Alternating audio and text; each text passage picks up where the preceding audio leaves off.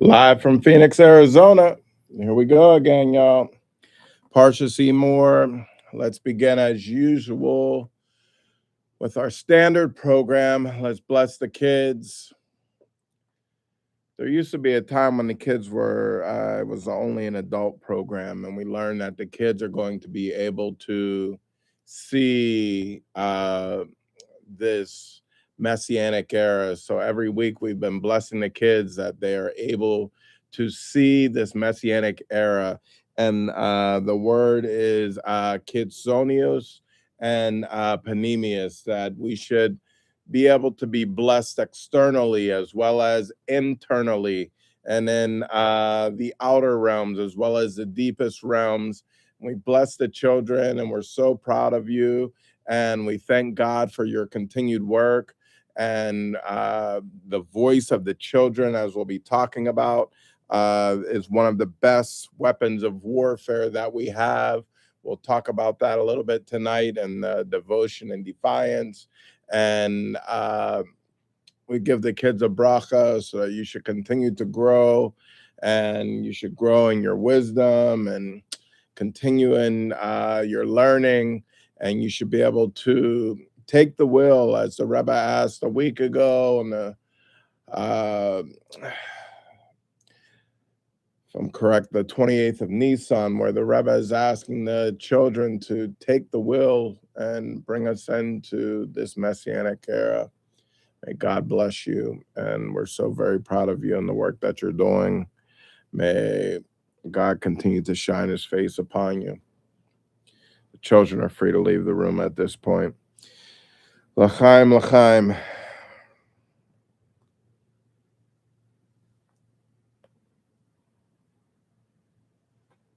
want to dedicate the learning to my brother, Theodore Jason Ben Homer Doler, and the wonderful excellence that we've been able to push forward in your name.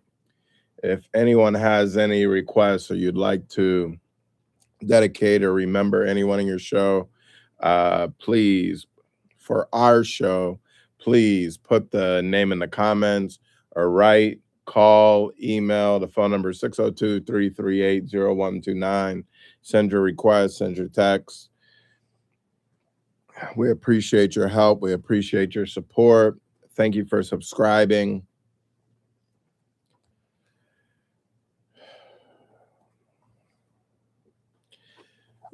You know, we have a lot of different challenges that we face. Okay. One of the biggest challenges that we face is the fact that we want to exude and exert ourselves in Torah study, but unfortunately we have obligations. It's referring to the back-breaking toil of the work that was put on the Israelites in the Torah times. And this back-breaking labor was so bad that they were unable to keep this close connection to Hashem. And sometimes in our life, we have this consistent work that we have to do, and it's backbreaking, and it's toil, and it's labor, and it breaks us down, and it makes us tired. But one thing that we want to remember is that in our world, we are still at least fortunate enough that our service of God does not come to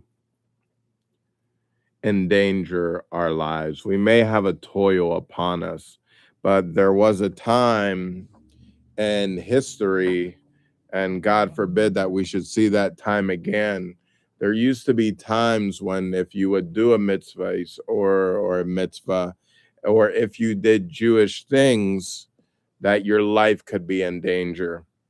And the mimer that we're going to begin with tonight talks a little bit about that. We also, we're in the period of counting the Omer. Last night was 23. the 23rd day of the Omer.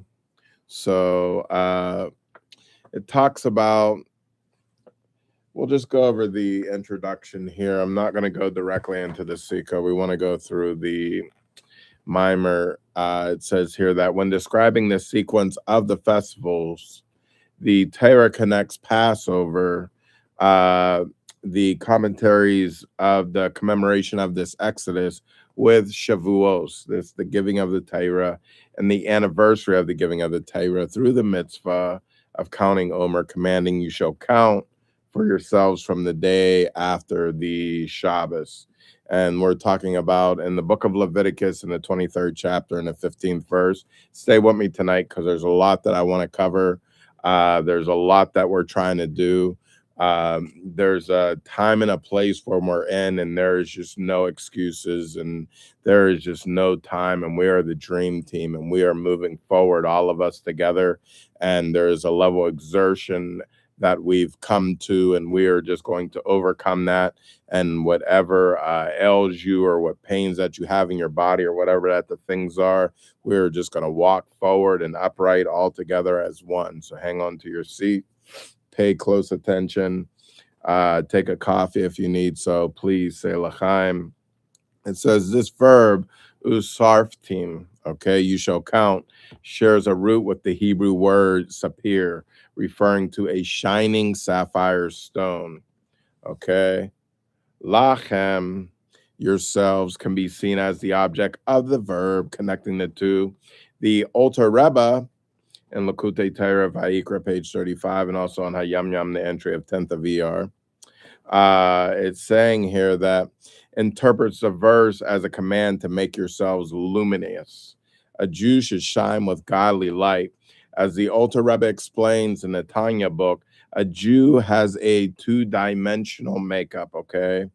According to Tanya, it's chapter 1 and 2. He has a godly soul that has an innate drive to connect to its divine source, and an animal soul that controls his natural functioning. Now, as the Sikha, when we get to it, we'll explain is the intent is not only that the godly soul shine with its inherent light, but that the light be internalized and integrated within the conscious process of the animal soul, that his godly nature be reflected in every aspect of his life. The three-phrase progression, Pesach, now the counting of the Omer, and Shavuot, the Shavuos, the giving of the Torah, it presents a roadmap that introduces a Jew to a new and loftier spiritual reality.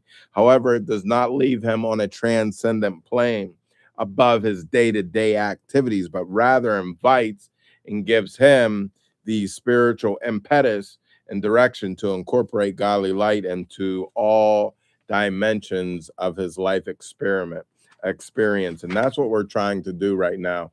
We're trying to bring godly light into our whole day. We're trying to combine this hiddenness of godliness with the openness of godliness. When we were talking previously about how the Sea of Reeds or the Red Sea, whatever you may call it, how when it's split, and we were talking about how that there's this dimension that's hidden in the water and many species of fish that we know very little about, but when it became open, it became revealed. And this type of revelation that we're trying to bring down to the earth. Now, let's talk about a very special mimer called Vaika Be'el HaYehudim. It says the Jews accepted what they had already begun. This is from the year 1927, okay? And I was talking about in Purim Katan, the smaller Purim, if I'm correct. And please keep in mind, we have Pesach Sheni that's approaching here. Pesach Sheni, like the second Passover, if you will. If you remember these stories, there were those who were unable to take advantage of the Passover because they were ritually defiled or whatnot. And so they had demanded of God for a second opportunity for the Passover feast so that they could make this sacrifice. And as L'chaim OG, Uncle Zachariah told us, he said, don't miss it twice, you know. So that's May 1st, if I'm correct, for those of you who are following that. It was a little cloudy in Phoenix tonight for Kiddush Lavana. We'd like to have continued Mazel Tov and prayers and Hatzlaka for Chabad 7th, and also for or Akdud both on the new buildings. May it be just lighthouses of light and just beacons of light and positioning in God's will, and a light and zikut and a zikus to the whole city. And may we all be able to continue in wonderful, great things. We will touch on in the break. There's a few notes that were brought out in this week's Torah portion this Shabbat. So we'll cover some of those when we take a break. There's no music right now for the Omer, so we'll have a couple comments that I'll play for you from the break. And as always, we give that blessing to the children as well. I thought that this week that we'd also add a special blessing for all those who are married.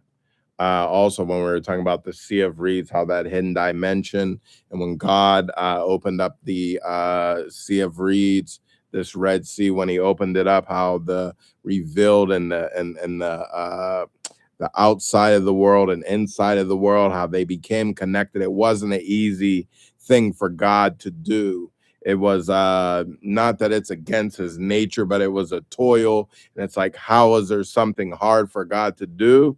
And it also explains similar things like to make these matches and to provide our daily sustenance are these same things. So we'd like to give a bracha to all the marriages that they should be able to, continue nicely. And a bracha to all the married men out here.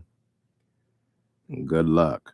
Baruch Hashem, and we should be able to smile and move on forwardly in a great way. I'd like to tell you some more comments concerning this week's Parsha, because we talked about forbidden relationships. And these forbidden relationships, when we steer clear of them, as the Bible says, because as you'll hear during the break, initially God's people had begun through incestuous relationships. Nowadays, especially, yeah, we know about our cousins. You know what I'm saying? Like the Bible, the Jewish Bible. I mean, to marry your cousin is like more common in Western civilization. It's not so common, but we know that, like, you would think that the closer the relative, the better. If you look at some of the biblical history. We'll talk about that more on the break. And so just stick with me, or if you have questions or answers. The bottom line is, if we follow God's will and we do the commandments that God asks of us, we're promised to have an outcome that will be good for us. So may we all be able to do good things. And I'm so thankful for my beautiful wife, Yisroel Boykin. Thank you for your continued support and standing by me, and for all the light that you bring to the world. In a marriage, the two people balance each other. There's abstractness and there's a concreteness that's brought by our beautiful wives, and these things, we balance one another out, and we do very, very, very, very, very, very, very great things. As always, we thank Mr. Mayor Litzman for his constant support Kitsonios and Panemius outside and inside, and the whole families and our whole world, Klal Yisrael. Now, this mimer, okay, Vekabel HaYehudim, okay? So we're talking about in the concluding passages, interestingly enough, of Megillus Esther, record that after the miracle of Purim, okay? It says, Vaikabel, HaYehudim, Asher. The Jews accepted what they had already begun. Okay, this is out of the book of Esther in the 9th chapter, 23rd verse, is the basis for this Vakebel HaYehudim we're going to talk about right now. And this verse can be interpreted to mean that at this time, in the era of exile, the Jews accepted and internalized the process of spiritual progress that they had begun previously at the time of the giving of the Torah. This interpretation echoes the teaching of our sages in Shabbos 88a, that the Jews affirmed and accepted. The sages understand this verse to mean that they now affirmed what they had already accepted when the Torah was given, i.e., through the though the Jewish people had willingly accepted the Torah at Mount Sinai, it was not affirmed as an intrinsic, unalterable part of their beings until these events of Purim, which we talked about previously. And with God's help, we'll have the catalog open. You can go back to those things at the right time. Stay with me right now, though, because what we're trying to do is make this learning accessible to you right now. And it's not about what you don't know, but it's what it's about to get dropped into your soul right now. Hang on to your seat. Pay attention. Let's make a little tzedakah. As we always learn, one of the best things that we have is actionable deeds. You know, when you got a problem in your life, sometimes there's different ways you can handle it. We learned this week on the birthday for the Rebbe Maharaj, sometimes you got to go over your problems. But, you know, sometimes, you know, if you just keep moving, the problems won't get you. And that's the way we want to be. We want to continue to move forward and just go over any issues that we have and just continue in a straight path and a derech, a way that is pleasing to God and that is acceptable in the ways. Now, on the surface, this is an inconceivable statement. At the time of the giving of the Torah, the Jews had attained the loftiest heights of redemption, the most elevated levels of liberty and freedom. Furthermore, they had witnessed numerous signs and wonders during their exodus from Egypt, i.e., they had observed how the divine power and life energy, which transcends the natural order, became discernible and visible within nature itself. Now, in particular, this was revealed, we're talking about at the splitting of the Red Sea. And it was talking about, like here, a mere maidservant witnessed more at the sea than did the prophets in their visions. Okay, that's based upon the Makilta and Rashi on the book of Exodus in the 15th chapter, verse 2. Now, when they reached Mount Sinai, Har Sinai, they had thus attained the ultimate peaks, and there they apprehended godliness through direct sense perception. I want to really thank Rabbi Yonah Atzlam for this work. And we really want to thank all the people that were observing mitzvos and self-sacrifice. You see what had happened when we talk about the toil that we go through and the challenges that we have in our life of making a daily living. People were having a problem being Jewish, okay? Where it would come to the point where they could be hurt or their lives could be taken or they could be arrested or imprisoned for doing mitzvot. But inside the people, the words that we're talking about right now, when you feel like you may be lost or arrested even by ourselves in a free society that we develop and have inside of us an intrinsic desire to continue forth in godliness at any cost and with Mesiris Nefesh and self-sacrifice, that we should be able to do God's will in a whole and full way. Please say L'chaim.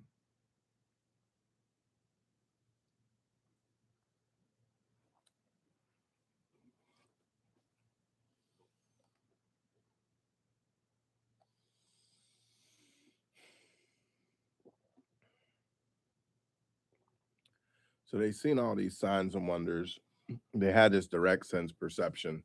They're literally the maidservant. All these prophets had all these wonderful visions, but the maidservant is actually seeing godliness go before. Now we're talking about exile represents the absolute opposite. And today, when we were, as I'm pulling in to the lot to come and have the broadcast with you in a farewell sense, what we're saying is farewell to Gullus, to exile, to the lack of godly presence in our world. And what the mimer is about to open up to us is that this direct revelation that even the maidservant was getting at the Sea of Reeds, at the Red Sea, as it was open, even greater than all the prophets of the vision that they had.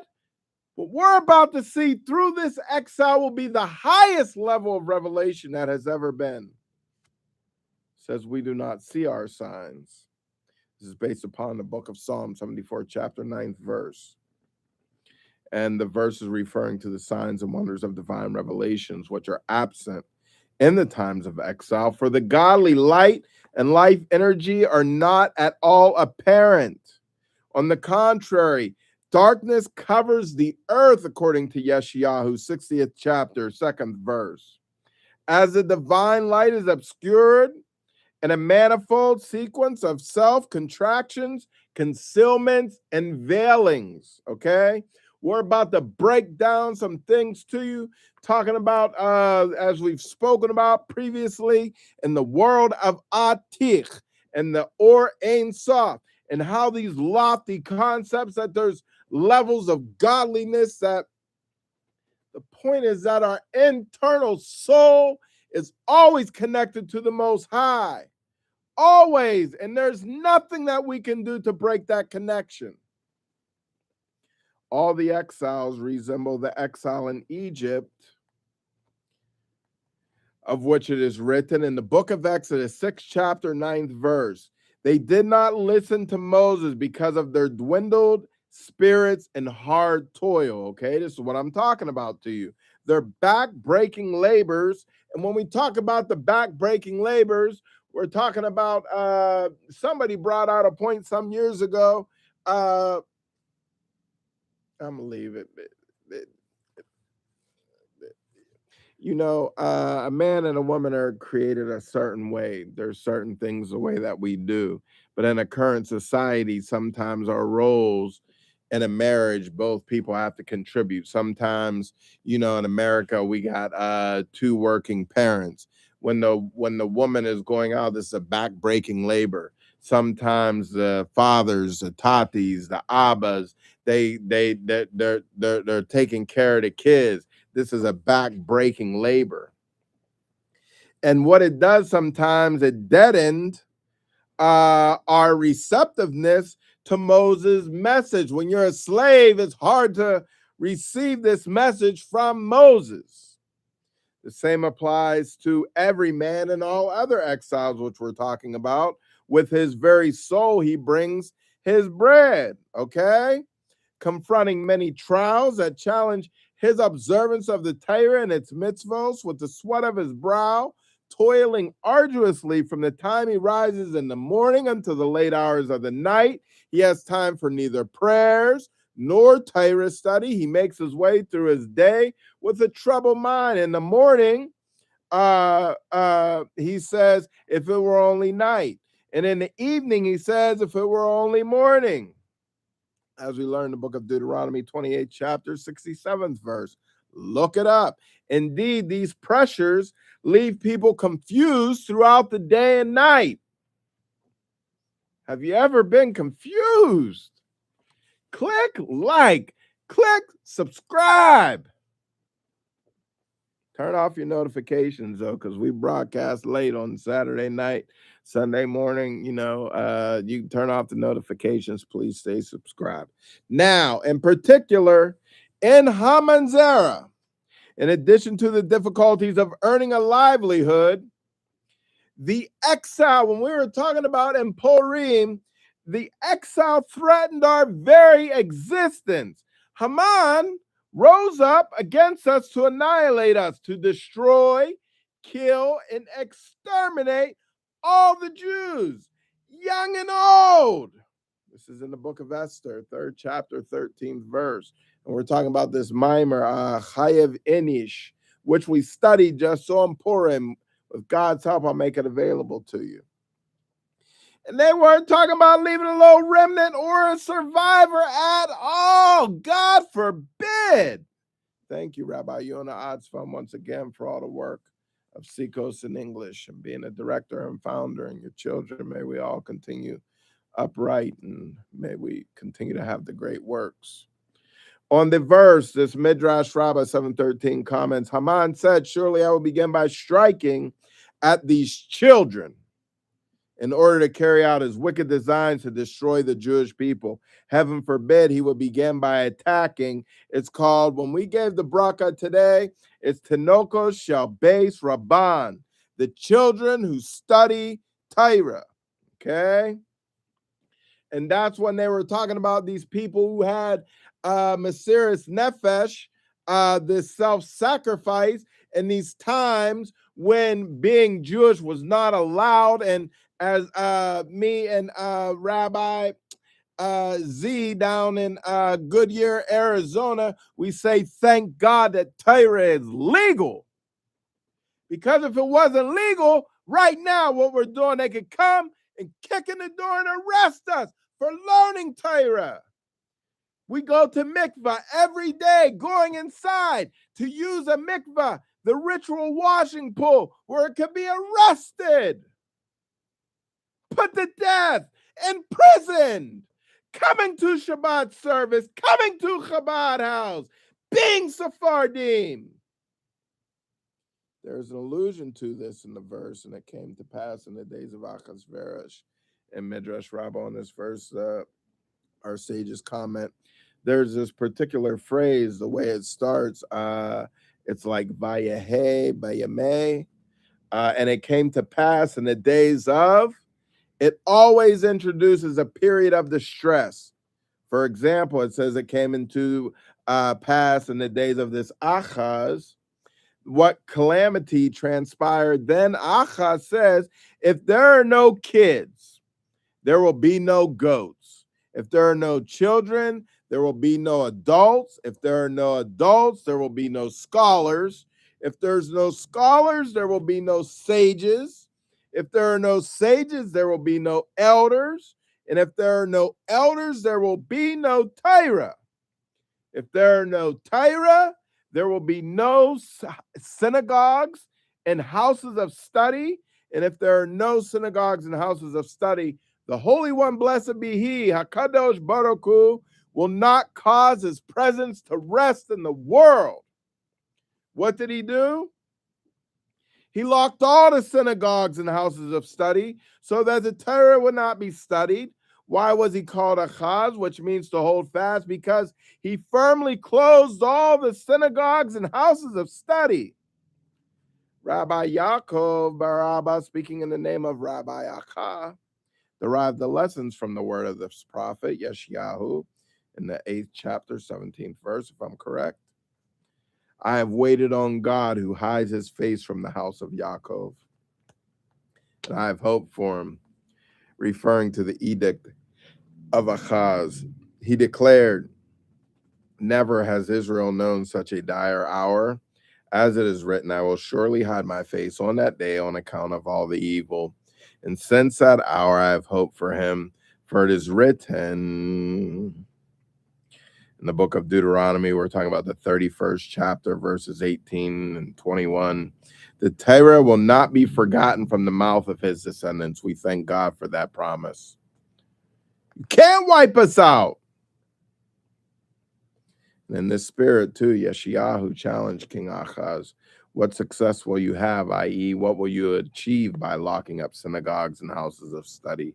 Your intent is that, heaven forbid, the Torah will be forgotten by the Jewish people, who will thus be separated from God. However, your endeavors will bear no fruit, because, behold, I and the children whom God has given me as signs and wonders in Israel,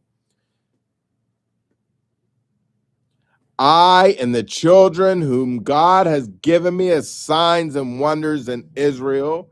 God, we learn that God, the Bel Shem Tov, okay, say Lachem. He's going from city to city. He talking to the people. Every time you see these Jews that's toiling hard, working hard, and back-breaking labor, what do we say? Thank God, Baruch Hashem. What do we say in Yiddish? Galoy Hashem Yisbarach.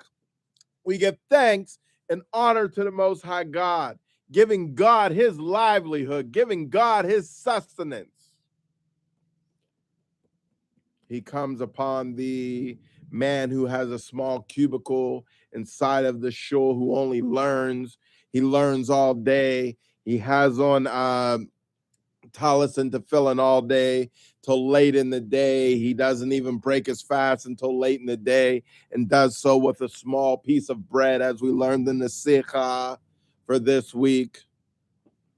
It says that he comes out, and the Bel Shem Tov asks him, about his well-being and for his health, and the guy kind of looks past him a little bit.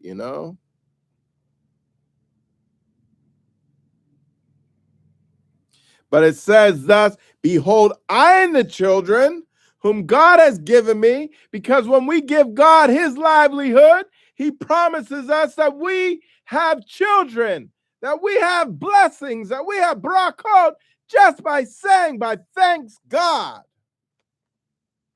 Now, separating back into inside here, behold, I and the children whom God has given me as signs and wonders of Israel will prevent that from happening.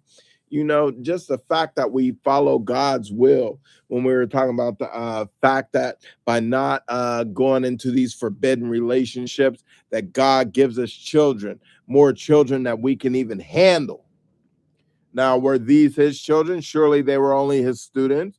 This then is a source which teaches us that a person's student is called his son. We thank God for all the teachers, and we thank God for all the sons. And right now, may we all be sons, and may we all be students together, and all sons of the Most High God, and growing and learning together in holiness and in Kedusha, just as God is holy, that we should be holy. And through these children, Yeshayahu rebuilt the ruin that was wrought by Achaz, trying to lock it down. This is what is meant by the words, from that time I have hope for him, for it is written in the Torah, will not be forgotten from the mouths of his descendants. For Tenokos shall base Rabban, or the foundation that enables your nation all to be righteous. What does this mean again? This Tenokos, Lord have mercy on my soul. Tenokos shall base Rabban. It means that the kids turn it up, is what it means. The children who study Torah. Happy birthday to Shmuley Actionsmith. Continued bracha and hatzlaka. All right, so everything that we were just talking about speaks of the lofty stature of the Jews' spiritual attainments and the exalted revelations they experienced during the exodus from Egypt, the splitting of the Red Sea, and the giving of the Torah. These are contrasts with their awesome descent and lowly spiritual level in the time of exile.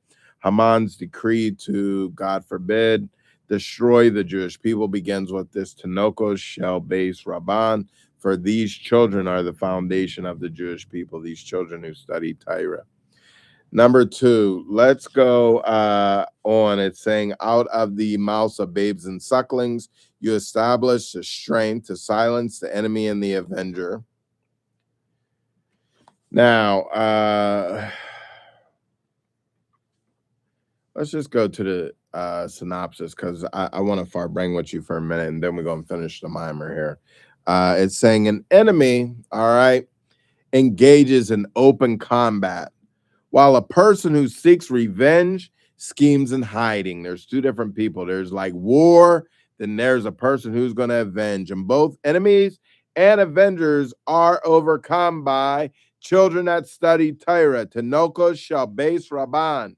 In this manner, we can understand the verse, out of the mouths of babes and sucklings, you establish the strength to silence the enemy and the avenger. And the question is raised, how is it possible that it was while under the threat of Haman's edict that the Jews confirmed in actual life what was, at the time of the giving of the Torah, accepted only in the sphere of potential? How could the Jews have reached a higher rung of service in exile? Now it continues along. It's saying now, number 3, at the time of Haman's decree, the light and the soul of the Jewish people was revealed, okay, with self-sacrifice. They stood firm in the face of challenges to their observance of the Torah and its mitzvahs. Their resolve was inspired by Mordecai, who was the Moses of that generation, who was equivalent to Moshe Rabbeinu, concerning whom it is written, and you shall command the children of Israel. This implies that he was granted the potential to connect the Jews to God so that each of them would shine as a constant light. We learn that Moshe Rabbeinu, when we sang the song at the sea, not at the splitting of the sea, before that, even when we had this song at the sea, we were all one people. Moses, Rabbeinu, Moshe Rabbeinu has this ability that he brought us all together, and we were able to see past ourselves, young, old, woman, child, man, even the babies in the womb. We were all unified to one. And it's saying when we're unified, the blessings of God have a way to just fall upon us and cannot be kept upon us if we're unified and in Agdut and Octus and staying together and as one and not having these clamorings and fightings, that just being one, that God's natural ability, the water just runs over us. Torah, blessing, all things through unity. Thank you for joining. Thank you for subscribing. Now, Moses, it was Haman at this time. We're talking about this Raya Mahumna. Thank God in Israel, in Arizona. It's an Arizona thing over here. We thank God for Rabbi Dov Levertov, and we thank God for the whole Levertov family. And my Rabbi Levertov and Rabbi Friedman and all the Rabbi Levertovs, which we have so many of, this Raya Mahemna. Okay, now Moses, he's a shepherd of faith, all right? And it's talking about the shepherd. You know, the shepherd comes up in there, right? And he take the baby sheep and give him all the finest, softest grass. And he bring the next sheep to take care of the next level of grass. And even if he got to go pick up one and bring him over to the place, and then those ones who can just come with all the shoots of grass that are even a little stronger than those final sheep come. And it talks about if you have that ability to be a shepherd, how you ought to be doing God's work. God help you. So this Moses as a shepherd of faith in each generation. There's this extension of Moses.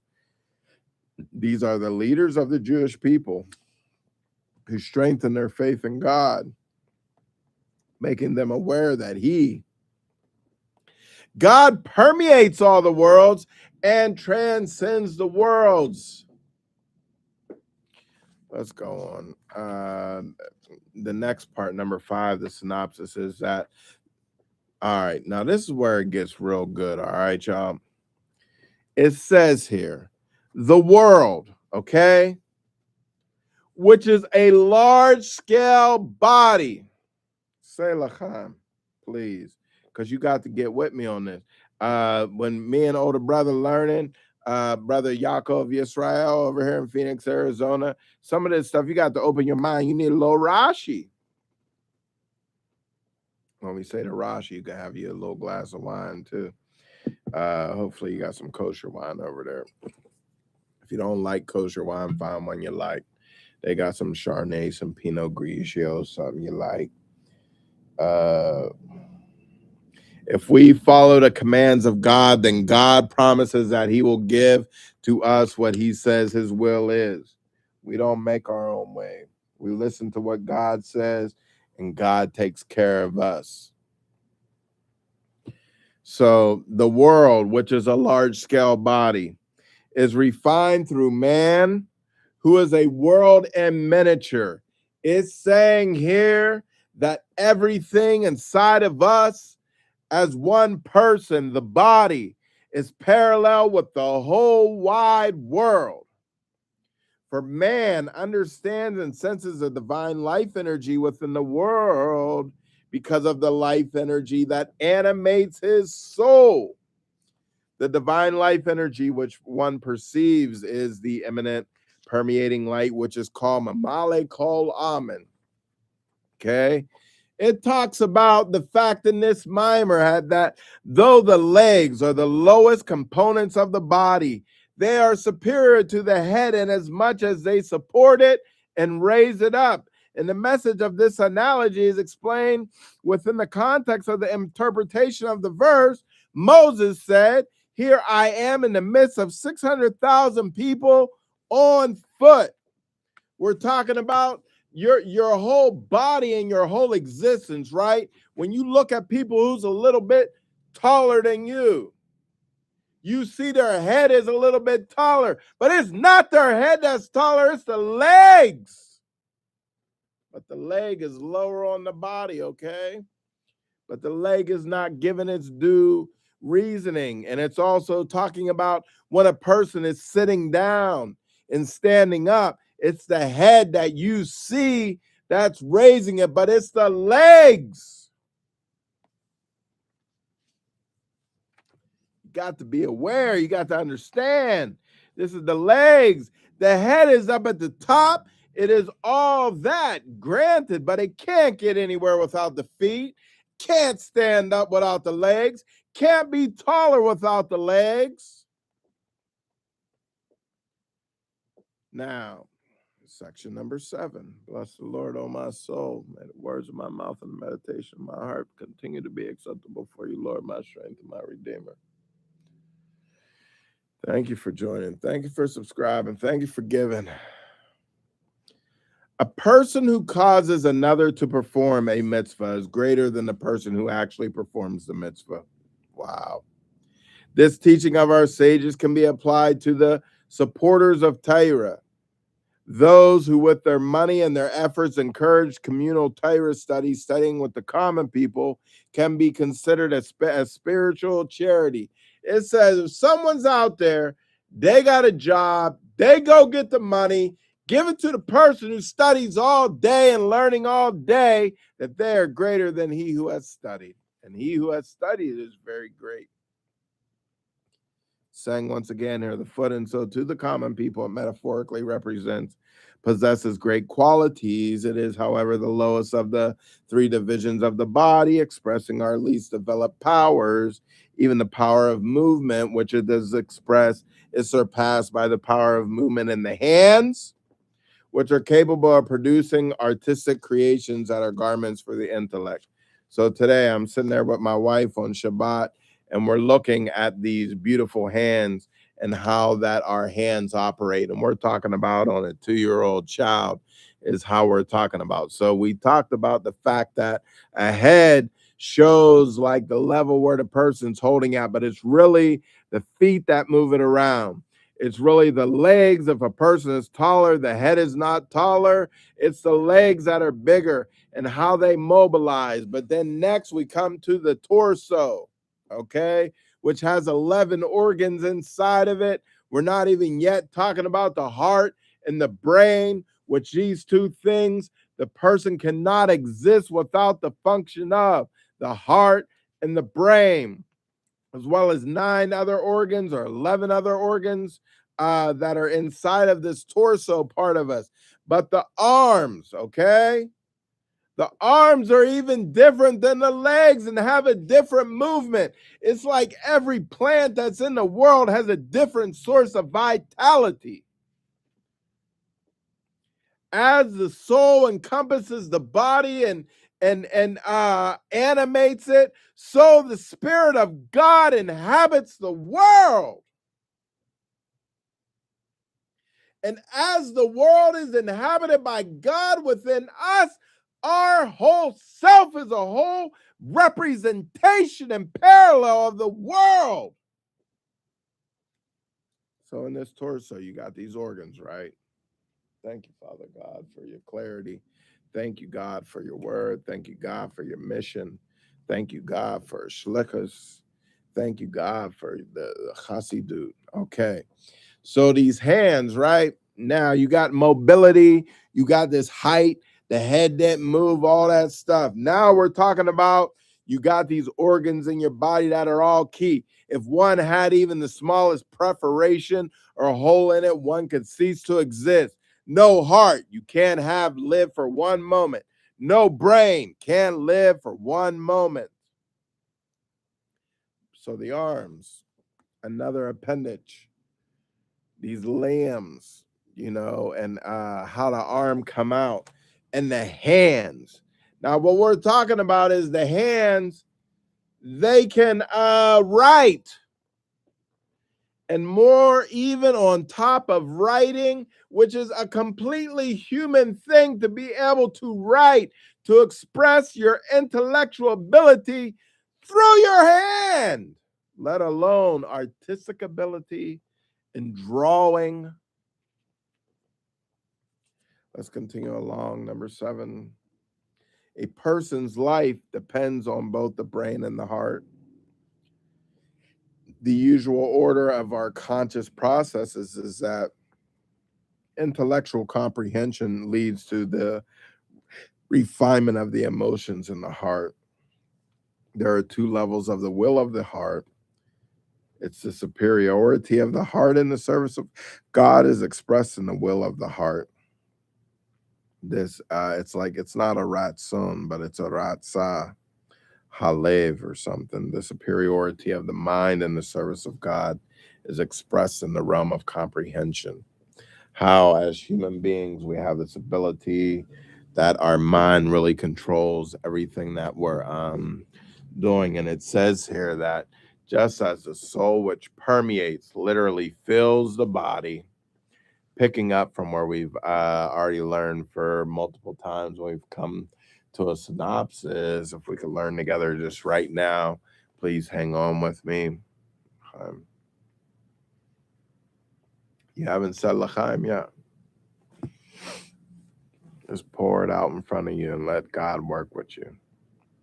Let him show you where you're falling short.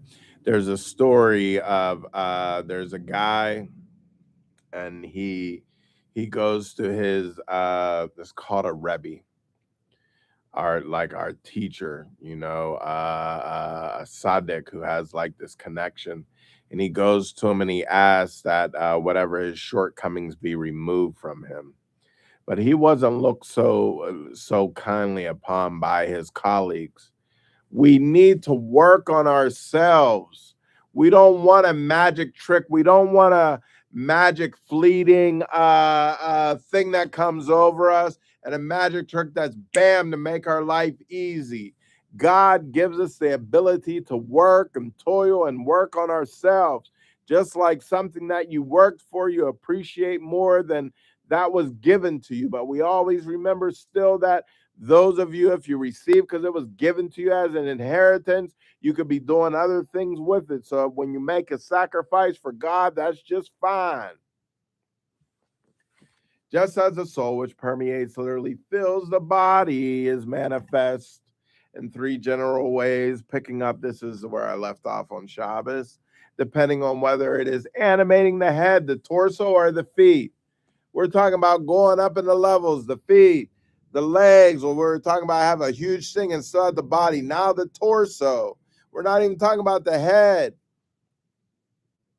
The torso or the feet. Similarly, the light and life energy of the spiritual world is manifest at three levels, depending upon whether it is animating. Now it goes into these levels and it coordinates with the world of, it's called Berea, Yetzirah, and the world of Asiya. Now, it is true that there are more than three spiritual worlds. The book of Song of Songs, okay, Shir HaSharim, in the 6th chapter, 8th verse, it says that maidens without number we are taught. We don't read maidens, but we read worlds, according to the Zohar. Very intrinsic, high-level book of things we don't understand. 71b, the introduction of Tikkun Zohar 14b. Blessings to Rabbi Chaim Barkheim here in Phoenix, Arizona. You know, I typically try to illuminate all those things to him. He said, we ain't even going to talk about all those high level of concepts. He said, let's just stay where we're at with what we're talking about right here, what we can understand, i.e., there is an utterly unlimited number of spiritual worlds. Nevertheless, these may be classified in three general categories: this world of Berea, Yetzirah, and Asiya. This division is reflected in the statement, Tikkun Zohar 6. The supernal mother, i.e., the Sephira of Bina, makes her home in the divine throne, i.e., world of Berea. The 6 Sephiras are to be found in the world of Yetzirah, and the Sephira of Malkut is to be found in the world of Asiya. However, the various worlds may still be described as being innumerable and unbounded because the divine light and life energy which animates them divides into a multitude of levels according to the nature of each world. This is deep, but stay with me. This division characterizes the light of Amali Kolamim. I broke it down for you now before already. You done had a little milk. Now we're going to go and have some meat, and you just chew on it, or maybe the meat you ain't even ready to eat it. Just let it marinate and culminate in your soul for a little while. The divine light which encloses itself in the worlds, it is a ray of divine light that undergoes a manifold process of self-contraction, self-concealment. We thank God right now in Phoenix they got something called the dirty bird. I can hear the dirty bird. The helicopter is flying overhead. You know, we thankful that God and Torah is legal. There could be a time that since we're in this building, since we're studying Torah, that they could be on top of us or embedded in the building, could be the spies of whatever natural order of things, the way God creates it. That could be against our nature to have Torah study. But we live in a free society. We may work hard, but you live in a free society. So when you get a moment, you open up Torah, you open up Chassidut, you use the technology, you come on YouTube. We bring down godly light in the world. And as we bring down godly light in the world, then we create a place for God to dwell where he is comfortable and at home. And when we have our families, we have the wife that makes it smell good, makes it look good, and God comes in and dwell in the house like it was your own house. When you have a house, you just have walls. If wasn't nothing in there, you'd be inside, but your wife comes inside, make it beautiful, add color, add smell, as the Rebbetzin did. Hallelujah. Okay.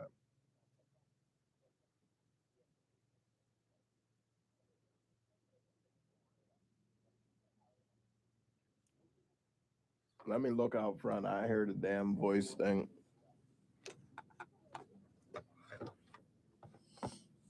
Maybe they talking to us.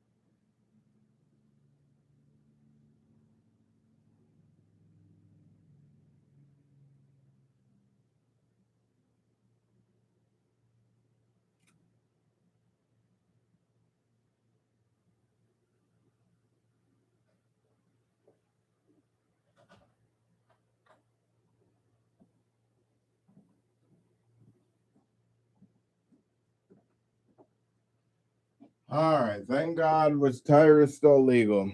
Hopefully the break wasn't too long.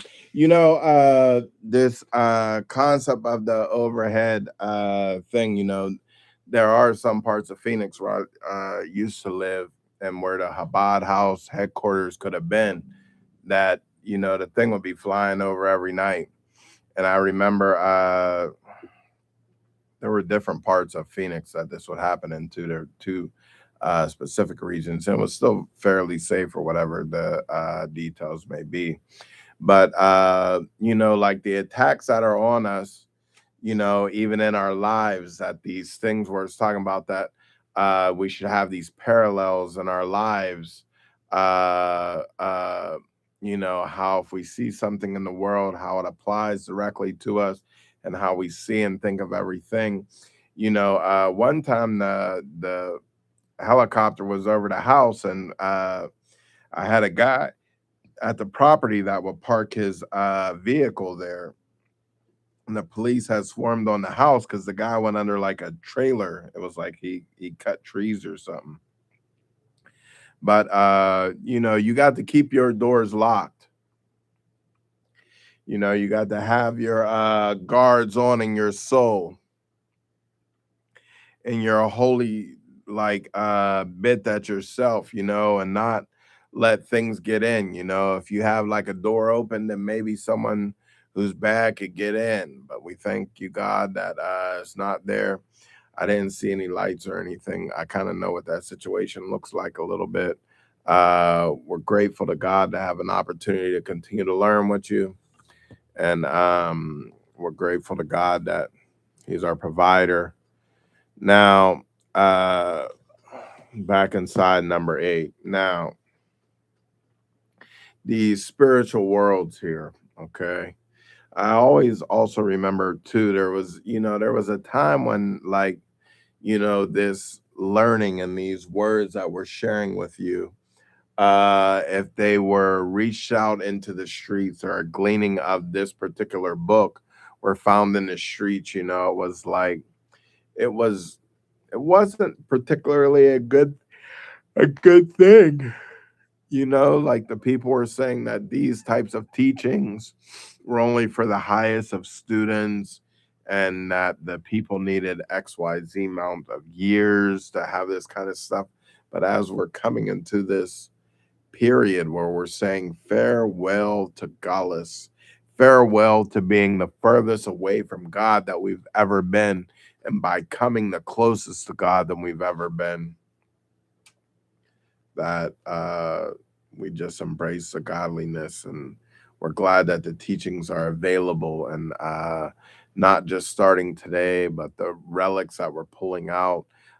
These books, y'all, are from Rabbi Yonah Otzman. We had a seventh yard site with him. We're talking 2010, 2014, 2000, 2006.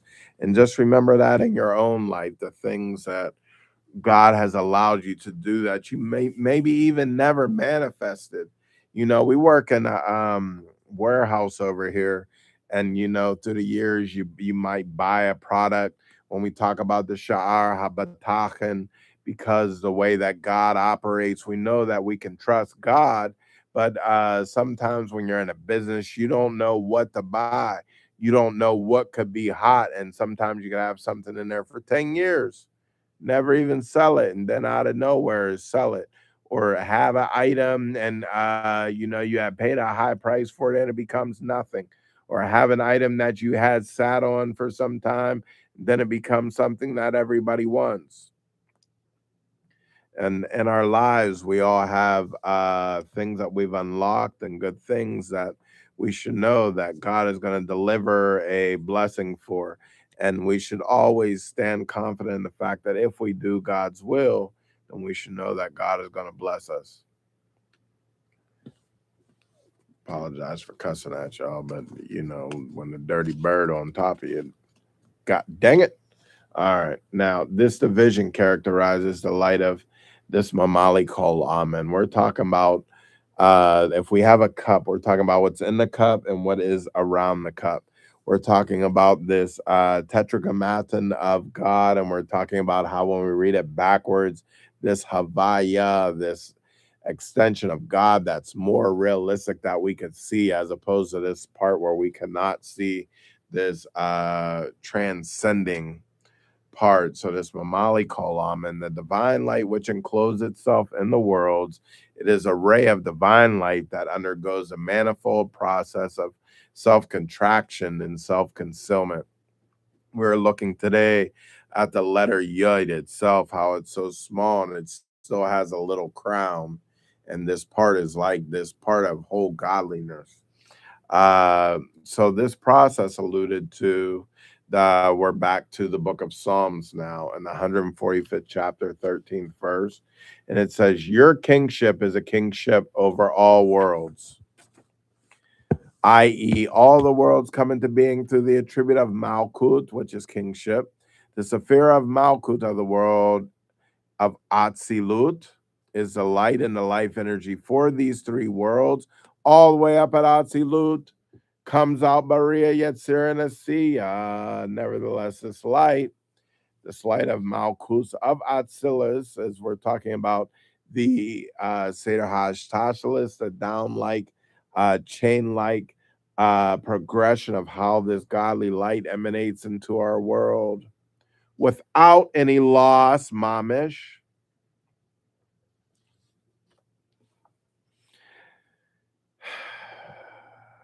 It vitalizes these other worlds below it.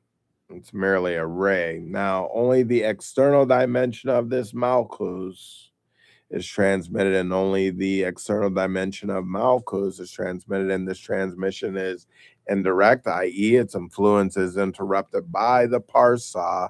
It's saying it's a curtain, okay?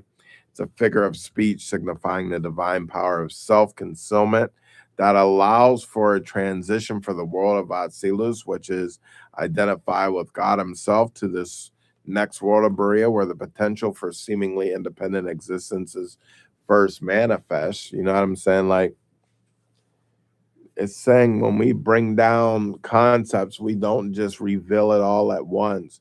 Or when we have a godly feeling of enlightenment, we just don't, open it up completely, that we should connect fully and degree by degree, madrega after madrega, step by step, level after level, that causes a lasting and long connection to the Most High God, as opposed to something that comes quick and leaves quick and is fleeting.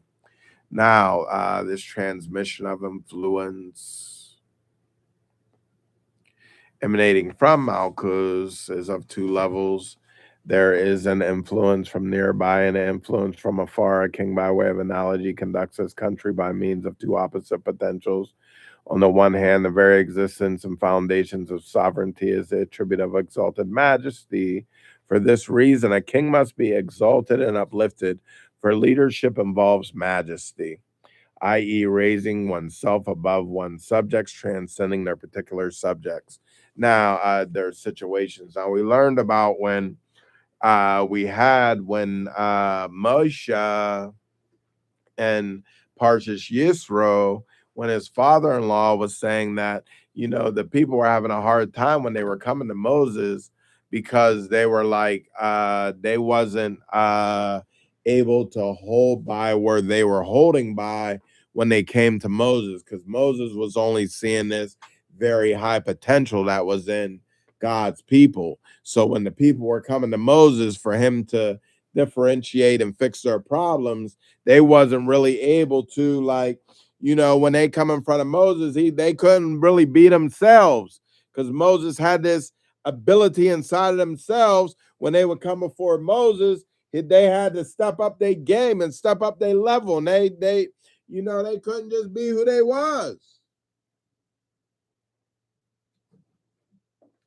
Sometimes we have to be who we are on our level.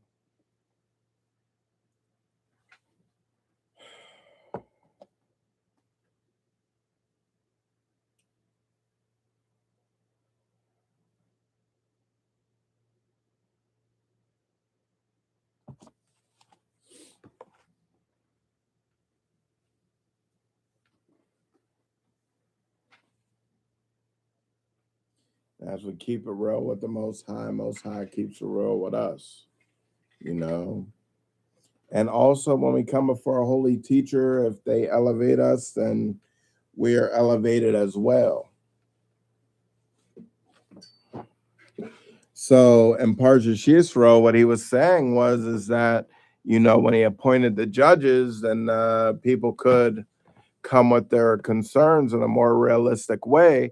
And what we're talking about is the fact that, you know, like when we learn in Yom Kippur, in Rosh Hashanah, when we claim God as king of the world,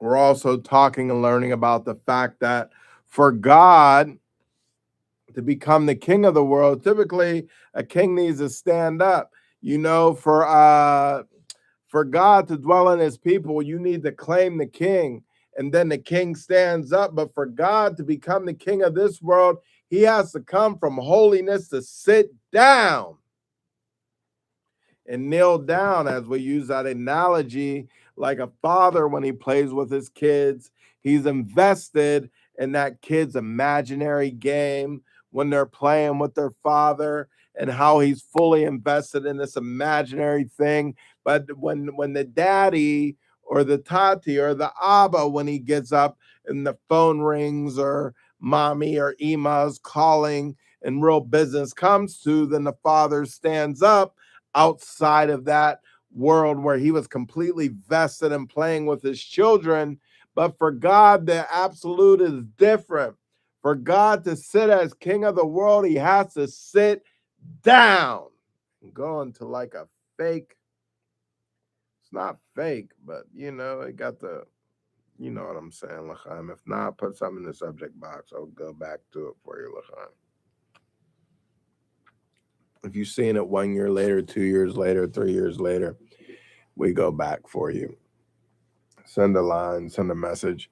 You know, somebody told me, he said, they look like you just getting started. I didn't even get started yet. When God's work is coming forth, you know, all we can be, we learned in the Hayam Yam today that the work that we're doing is a straight shlikus and a straight extension of the hand of the Lubavitcher Rebbe. And the Chabad Chassidim, and every effort that we make is connected in there. Somebody told me a long time ago, they said, you know, the Jewish people are there to disseminate light into the world. Only problem is class ain't in session yet. But we out here working. When you ready, it's going to be here for you. Godly light is here for you. As Rabbi Mordecai Ben Abraham would say, go seek your desires. Go seek your lusts. Tyrant will be here waiting. So this transmission of influence emanating from this Malkus, these two levels, there's an influence from nearby and influence from afar. A king, by way of analogy, conducts his country by means of two opposites potential. On the one hand, the very essence and foundations of sovereignty is the attribute of exalted majesty. For this reason, a king must be exalted and uplifted. For leadership involves majesty. This word of majesty and majestic is something that comes out to us, i.e., raising oneself above one's subjects, transcending their particular situations. But what we're saying here is like the people got to lift you up, though. You can't just lift yourself up on them. You know what I'm saying? Like, pray God that we have Chassidim. On the other hand, the second dimension of kingship is reflected in the verse we're talking about in Mishle, which is the book of Proverbs, 29th chapter, 4th verse, all right? It says, a king establishes the land with judgment. What's it say? Melech b'mishpat Yamad Eretz. The fundamental concern of a ruler is his country's welfare, and this concern is expressed through careful judgment concerning all its affairs. Thus, the people accepted Shlomo, like Solomon, as the king and stood in awe of him because they saw that the wisdom of God was within him, enabling him to execute judgment. This is in 1 Kings, 3rd chapter, 28th verse.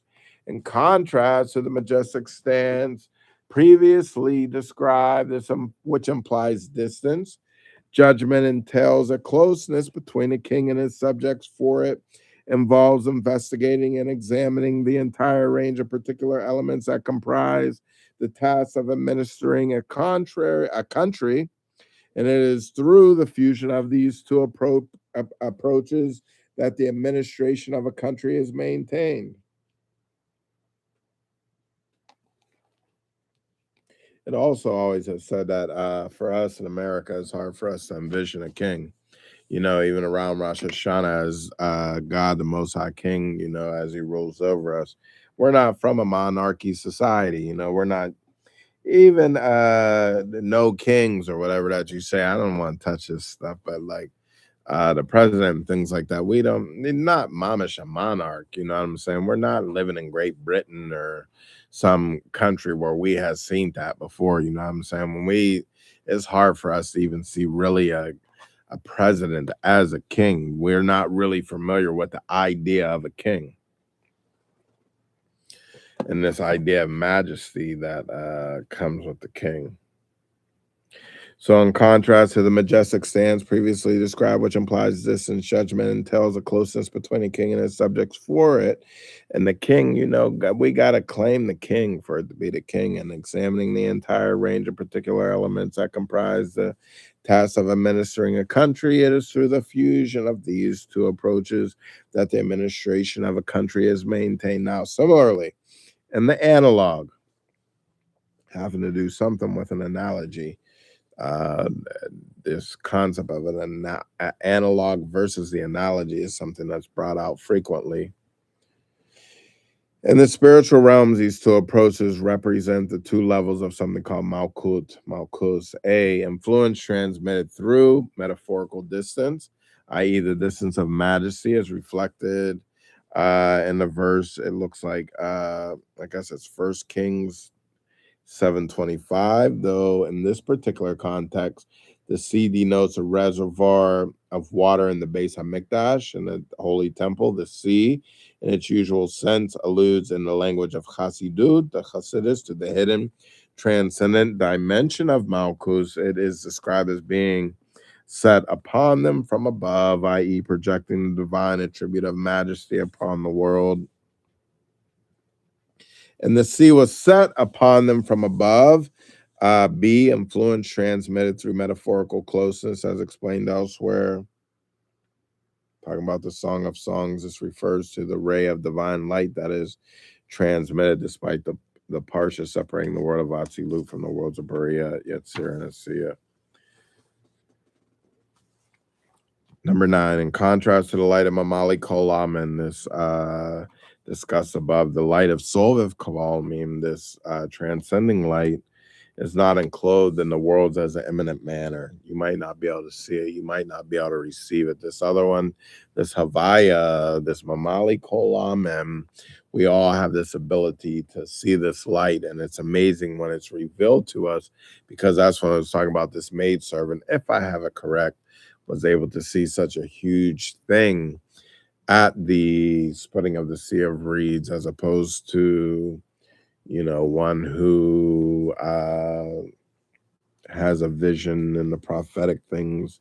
So this light of Sovev Kolamim is not enclosed in the worlds in an imminent manner. Rather, it grants life to the worlds as it transcends them. We're talking about now in the book of Jeremiah, in the 23rd chapter, 24th verse. I fill the heavens and the earth. Though speaking of God's own being does not contradict the concept of his transcendence. We learn the 38th chapter of Tanya, the phrase Sovev Kolamim does not signify a divine light that encompasses the worlds from above. Rather, this dimension of godliness is present within every element of existence and within the innermost depths of this material world, though it is not enclosed and secured within the world.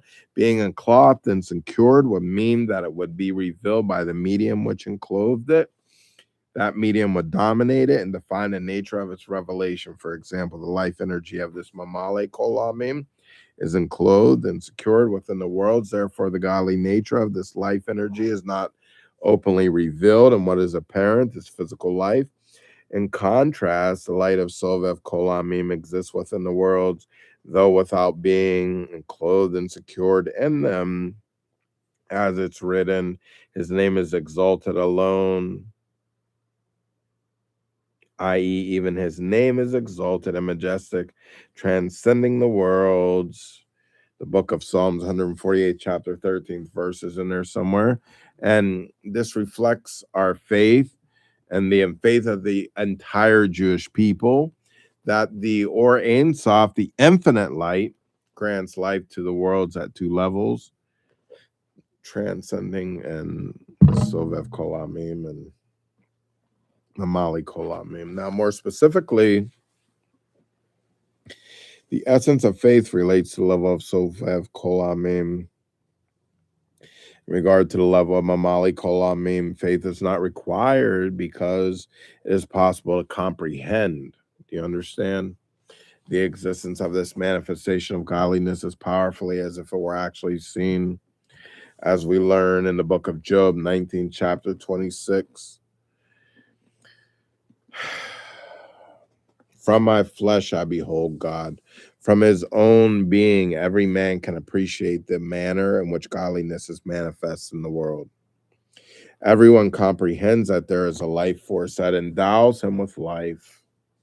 For his body is alive, not in the sense that the body merely houses a living entity by virtue of which it is alive, but rather in the sense that the body itself is alive. From this, the individual knows that his life of the body stems from the life force which animates it. For when the body is cut off from that life force, it exists without life. One knows well that this life force is manifest godliness, for it can be clearly seen that an entity which is not manifest godliness does not live. For example, the body is an entity in its own right, a yesh, okay? It does not live without the soul. It merely exists by virtue of an edict of the supernal understanding, which alone maintains it in existence. In contrast, the soul lives because it is godliness. For life is godliness, as we learn in the book of Jeremiah, 10th chapter, 10th verse. And God, the Lord, is true. He is the living God. Elohechem emet. Since life emanates from godliness, the medium for life is bittul, self-nullification. This is evident from the verse in Proverbs 19th chapter, 23rd verse in the commentary of Matsudas David. The fear of God leads to life. Thus the angels live and exist forever because of their great awe and bittul, as we learn in Beisha Shagdinu 5672, volume 2, page 684. Thus, since life is manifest godliness, the medium for attaining life is this self-nullification, this bittul. Now, based on the above, one can conclude that faith is not necessarily the most appropriate means of apprehending the imminent light of Mamali Kolamim. Rather, the essence of faith relates to the transcendent light of Sovev Koalamim, which is not openly comprehended or felt. Number 10, these two levels are reflected in declarations of faith that we make daily. The first is in the Shema, Hear, O Israel, the Lord God is one, Deuteronomy 6:4, Hashem Echad. And the second is Baruch Shem Kavod Malchus Olam Vayed, blessed be the name of his holy kingdom forever and ever, which is Devarim, Pesakim 56a. Now, these declarations represent an acceptance of God's sovereignty and expression of our faith in God's manifestations as this Mamali Kolamim and Sovev Kolamim. Our faith in these two expressions of godliness corresponds to the two levels of bittul alluded to in the verse. We're talking now 1 Samuel, second chapter, third verse. The Lord is a God of knowledge. The plural form of this da'at, this knowledge, the word here translated knowledge, leads to the interpretation that Tikkun Zokar, Tikkun 69, that there are two planes in the knowledge of God. From the perspective of the lower plane of knowledge, which is da'at, takton, das, our lower realm is perceived as being yesh, something, while the higher realms are perceived as being, we're talking about ayin, which is nothing. When we talk about in the Perkei Avos in the third chapter this week, we're talking about how to draw ourselves up to high levels is to realize where we come from a putrid drop, and to where we're going when we lay in the grave and will be nothing. That is to say, since the existence of created beings in this world is seen, revealed, and felt, they are called yesh, while the godliness that brings them into being is called ayin, because it is not grasped. This term is used because a created being calls whatever he cannot grasp ayin, i.e., not what he himself is. He himself is a tangible entity, whereas the divine life energy is not an entity of that nature. He therefore calls it this ayin, this nothingness, i.e., not what he is. We cannot say that by the word ayin. He simply means to say nothing, implying that the divine life force does not exist because man does perceive and recognize that there is a life force which maintains his existence and indeed is the essence of existence. Nevertheless, since that life force does not exist in the same manner as he does, he calls it ayin, something he cannot perceive. Now, in contrast, from the perspective of the higher plane of knowledge, the Ayas Elyon, the spiritual realms are perceived as being yesh, something, true existence, while the lower level, i.e., material existence, is perceived as being ayin, a non-entity. From this perspective, the Ein Sof is the true existence, and the levels below are ayin, for before him, everything is of no consequence. Thank you for joining. Thank you for subscribing. Thank you, Father God, for that. Chassidic Chabad. Now, it is a familiar concept. Lakute Teresh, Shemini Seres 83 and Shirasharim 47b, and other sources that these two approaches exist within godliness itself. The lower plane of knowledge is not merely the perspective of man, it has its source in the graduated sequence of the revelation of divine light. The ray of godliness, which is the source for the existence of the world, operates according to the lower level of knowledge. Since it is the source for the worlds, it, so to speak, considers the world's existence significant, and thus the world can be considered yesh. And to explain, the love of godliness, which serves as a source for the world, is the sephira of Malkut, kingship. However, a king cannot exist without his people, i.e., the attribute of kingship presupposes the existence of a nation which submits itself to a king. In the analog, the submission of the people parallels the world's bittul, as we go and self-nullify to the godly life force which brings us into being. The analogy of a kingdom is appropriate because it reveals the nature of this bittul, which is bittul hayesh, a bittul and self-nullification, in which the self-effacing entity still retains its identity like us, as with subjects who submit themselves to a king. Deference is paid to a higher authority. This does not, however, nullify their own individual existence. So our faith in God is Mamali Kolamin and Sovav Kolamin brings about two types of bittul. This bittul associated with the lower plane of knowledge is bittul hayesh, where we negate ourselves, and ayin, the ray of godliness, which brings the worlds into existence, and the bittul associated with the higher plane of knowledge, bittul bimatzias. Our acceptance of these two levels of bittul is expressed in our statements: God is one, and blessed be his name of his glorious kingdom forever and ever. Faith, however, by its very definition, transcends our ordinary conscious process. Therefore, it can lead to the paradox whereby a thief calls on God before breaking in, which we've learned before. We still have really a lot to go. Let's see if we can wrap it up in a synopsis. It's saying everyone can find examples of these paradoxes in his own conduct. When he asks God for something that contradicts his will, people often err in their self-appraisal, considering that they are worthy of children, wealth, and esteem, and forgetting that even if they have not committed gross sins, there are many subtler faults that ought to be considered, such as the manner and the mediums through which one earns a livelihood. God help us all. Such anomalies may be averted by internalizing one's faith. Now, nourishing faith causes it to radiate and be thoroughly integrated within oneself. And it says the internalization, l'chaim.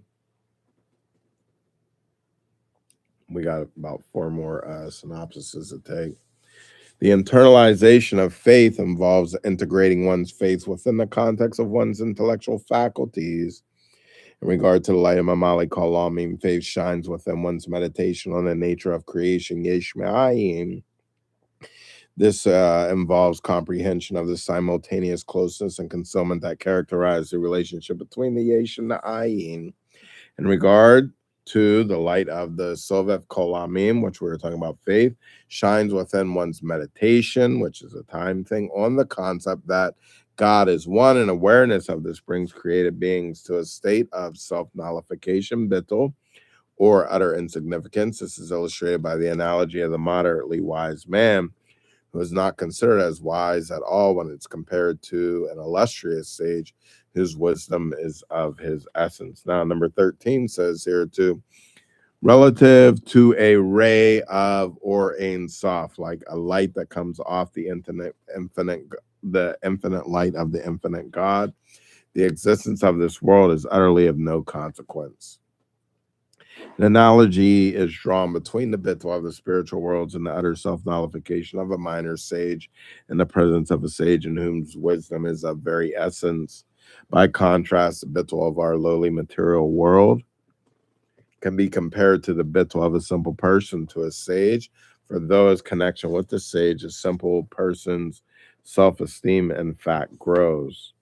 Now, number 14, as analogy to illustrate how the worlds are of no significance at all, is explained that there are people who are attracted and draw close to Torah scholars, but hesitate to make a genuine commitment because they're uneasy about facing their peers.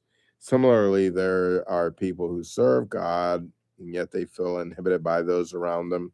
Nevertheless, at the time of divine favor, other people do not deflect them from their path because they have been elevated to a level at which the presence of others is meaningless to them.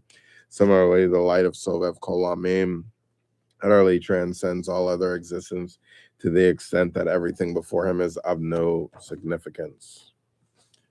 Now, this particular mimer will close out, and it says, we can now understand the meaning of the verse, you shall command the children of Israel. And these questions from the third and fourth synopsis will now be answered. As explained above, based on the connection between the word Safta, this connection, and Sivu, this command. This charge can be interpreted as a directive for Moshe Rabbeinu, to establish a bond with the Jewish people. This, in turn, allows them to connect the souls of Israel to their source. When this is accomplished, it will bring you olive oil. And we know one thing about olive oil, that it has to be pressed, and that usually a solid piece of the olive, makes it in its way to the oil, even if one is careful. So it has to still be refined after that, which is a piece of us that stays with the final product. But it requires one more level of refinement. This charge can be directed as a directive for Moshe Rabbeinu to explain. Moshe endows the souls of the Jewish people with the strength to reveal the superiority of the seemingly lowest levels of the individual soul and of the Jewish people as a whole, known metaphorically as the foot, which we talked about. And Moses standing his foot at the 600,000. In particular, his influence brings to the surface the power of this self-sacrifice, this mysterious nefesh that is latent within every Jew, and how even in danger that we just go and serve God, that we will never give up, and even to the course of our life, chas v'shalom, that we should stay alive. There is an extension of Moses in every generation, which we learn, who serves as this Raha Mahumna, the shepherd of the faith, nourishing and strengthening the faith of the Jewish people in every generation, enabling the righteous to live by his faith with an inner vitality. Moreover, by virtue of Moses' influence, your nation are all righteous. They are the branch of my planting, and this is the Tenokos Shal Beis Rabban, these Jewish children who study the Torah. The potential for these expressions of our fundamental Jewish essence is also actualized by the faithful shepherd. the leaders of the Jewish people who invigorate their souls and strengthen their faith. And in particular, this is expressed in the time of exile and errors, such as the time of Haman, as we were speaking previously, who arose to destroy us, heaven forbid, and Achaz. Mordecai, who was equivalent to Moses, arose at that time to strengthen our faith and rally us to stand fast in the study of Torah. Haman sought to kill and exterminate the entire Jewish people and said, I will begin by striking at these children. Significantly, it was precise to Tanokos shell-based Rabban, the children who studied Torah, whom Mordecai gathered together for communal study, and it was through their merit that the enemy and the avenger were silenced. These insights can grant us a fresh understanding of a verse quoted above, concerning which a number of queries were posed, as we talked about in the synopsis of chapter 3. In the first instance, that verse specified that the olives for the menorah had to be crushed for the light. Sorry about the bump of the mic.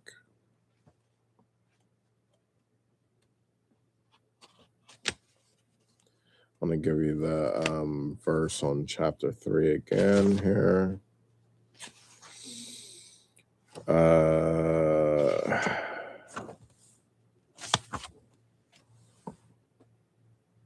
Esther 2:5.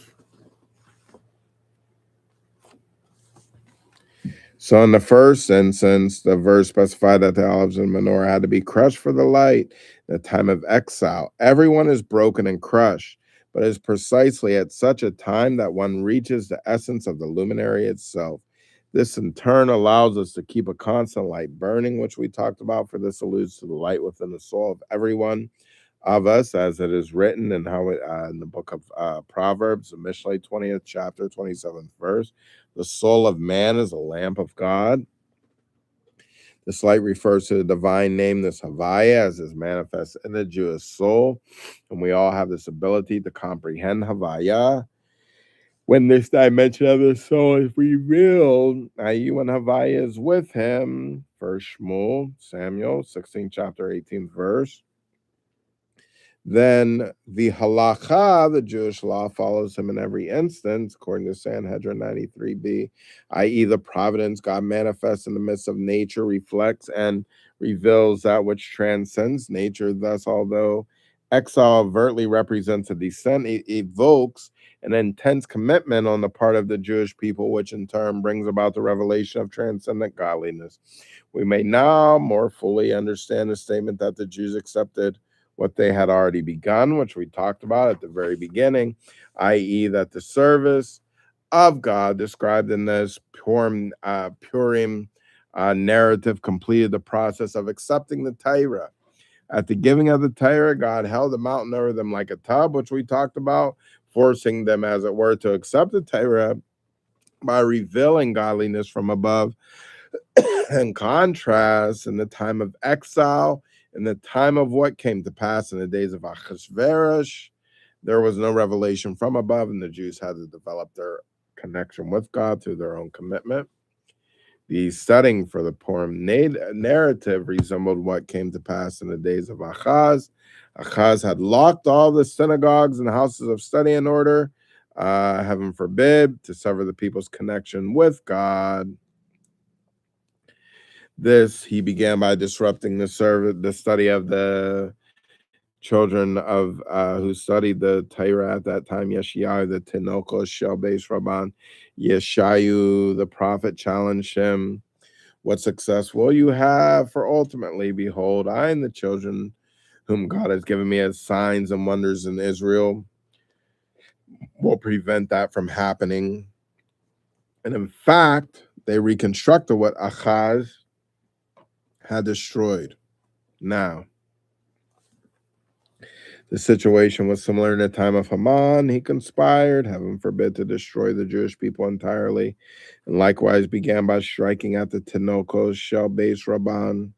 The response of Mordecai, the extension of Moses and his generation, was to arise and gather together groups of people for communal study of the Torah, strengthening their faith in God through the study of Tinokos shell-based Rabban. For this is the foundation's essence and root of the entire Jewish people.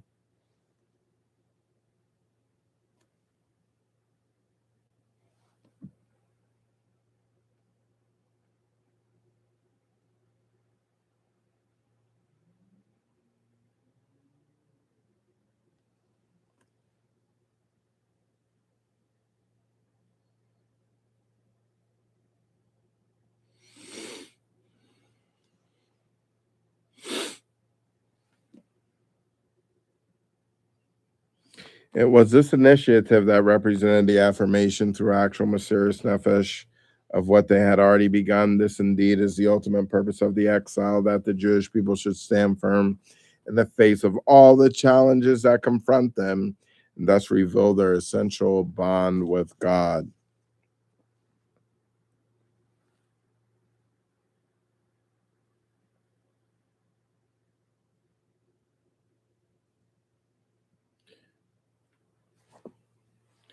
In this light, we can understand the above quoted passage, and since that hour, I have hope for hope for him, for it is written in the Torah. The Torah will not be forgotten from the mouths of his descendants. It is precisely in the time of exile, when darkness covers the earth, as the divine light is obscured in a manifold sequence of concealments and veilings that create formidable hindrances and obstacles, that the power is granted from above to transform the pervading darkness into the light which is good, according to the book of Genesis 1:4. With children and grandchildren occupied in the study of Torah, this then represents the explanation of the verse. The Jews accepted what they had already begun. Through their endeavors with the Tanokos Shel Beis Rabban, the children who study Torah, the Jews of that time confirmed with actual Mesiras Nefesh the spiritual commitment they had begun when the Torah was given. And through this, they were found worthy of redemption. Let us all say L'chaim. Let us take a short break, and we'll finish Farbrengen on this very special edition of Melava Malka. Thank you for subscribing. Thank you for joining in. Okay, yeah, so I'll try to keep it brief. Short break, guys. No music. So I was looking back. January 9th was the first week that I started doing this Melava Malka thing. And that's what I was saying as far as I was trying to count back how many weeks. So I was scrolling up to our messages. And then in the process of that, I saw whatever we were talking about after a audio message, you sent it back, brother and sister, or something, whatever we were talking about. And when I saw brother and sister, it reminded me today, as I was reading in, like, it's not a Gutnick Chumash, it's not the red one, it's like a new blue one with insights from Lubavitcher Rebbe. And it was saying in the footnotes that when I was in the laws of incest, it said that you would think that marrying close to family is like a big thing, because it was saying Adam, they married, like, I guess his kids married each other. And so then it was saying furthermore that when God is saying when the people are married and they become one flesh, they're talking about when they have children. And they were saying that the closer the family member is, it would seem that we should marry a family member. If you remember, Abraham, if I'm correct, looked for a mate that was a relative. If we look, Yaakov married sisters. Then whatever generation after that, they married sisters. And then it went on to say that Amram married his aunt, Yocheved, who was the parents of Moshe, Aaron, and Miriam. But it was saying, however, if we follow these laws, that we should, if we follow these rules of not incestuous relationships and forbidden relationships, that we will be deeply blessed, even though our logic may explain to us other ways. And then the neat thing that I was describing, sorry, this is taking long and this is still the short version, is that so my wife and I, you know, I was expressing to her about these kids, you know, but how we become one flesh, not as just one soul, but how our kids are actually us, mamash, one flesh. And it was weird because her and I are brother and sister, mamash. Like, You know what I'm saying? Like, we're both. Then we have the same mother and father. Avraham Avinu and Sarah Imenu are our parents. She is like literally my sister that I married. So then on top of that, the gift that I sent you is from Ace Ventura, Pet Detective, the first one. And I thought that you maybe have a generation that had actually seen that. And that's why I sent that. When he's punching his face, he's working a crime. And he finds out that the woman in the thing is actually a man, and he's punching his face because he kissed the girl, but it was really a guy. And he's like, Einhorn is Finkel. Finkel is Einhorn. He's like, oh, and he's like suctioning his face because he's so gross to help. And then one last thing, because this was also important, it was saying that the Kohen Gadol, when he finished his Yom Kippur service in the Holy of Holies, he, first of all, to even become the Kohen Gadol, he had to be married for whatever reason. Like, and it was saying as soon as he completed his service, he came home directly to his wife to share with her the divine inspiration that was there. And it was saying that it's our responsibility and to encourage our wives in matters of spirituality. And it says that as husbands, we express our spirituality through abstractness, and that wives express their spirituality through concreteness, and that we should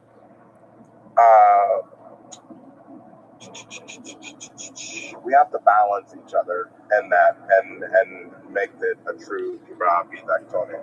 Love you. I value your time, and I'm so happy you guys are here with me. I look around this studio and I think about the work that we've been able to accomplish from this spot, and I am just so overjoyed and grateful of the growth that we've been able to make here. You know, sometimes in life you look at the future, but sometimes you just look at the past.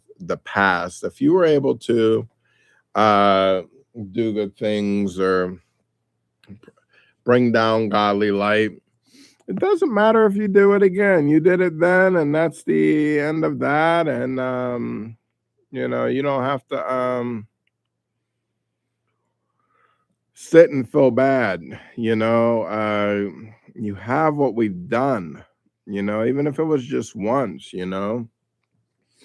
So let us be proud of these things and these opportunities. And it's been almost 3 months that we've come to you from this studio, and we're just you know, just grateful and just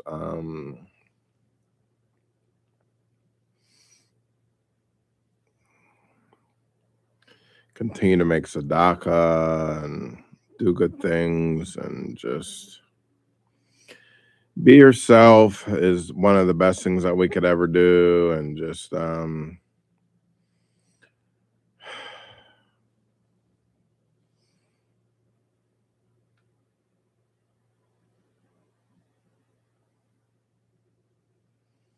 let's Farbrengen for a couple more minutes on the way home, and just pray for God's deliverance, not only for ourselves, but for the whole house of Israel. And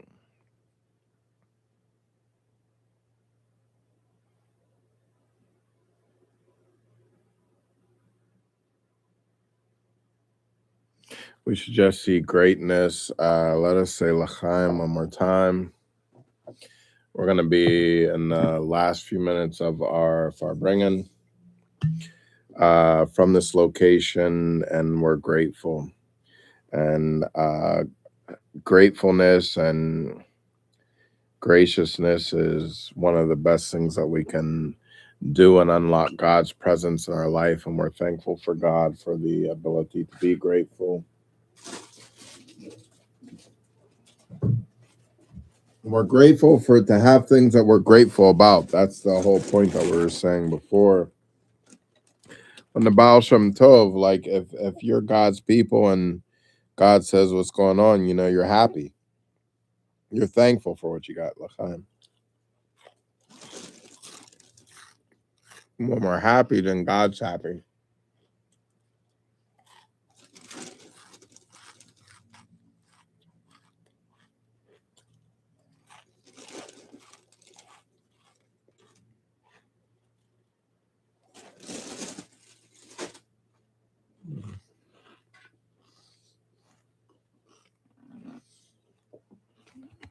When we're happy, we get more work.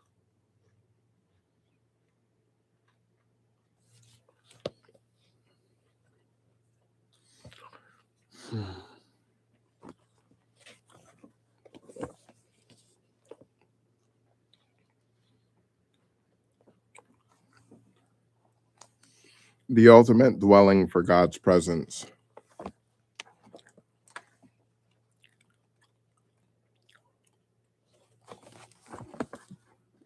To dwell among mortals. Okay.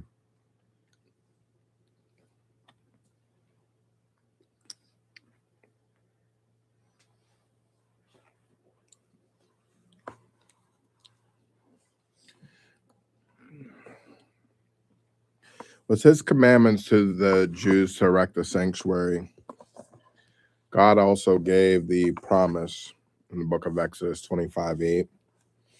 I will dwell within. This is what we talked about. That promise was fulfilled with the manifestation of God's presence in the sanctuary. That is what's written in the 40th chapter of Exodus in the 35th verse. God's glory filled the sanctuary. Okay. The manifestation of the divine presence within our material world has undergone several different phases. As the sanctuary journeyed through the desert, similarly after when it was located in Eretz Yisrael, according to Hilchos Beis Habakara 112, which is the whole basis of this book, the divine presence continued to be manifest within.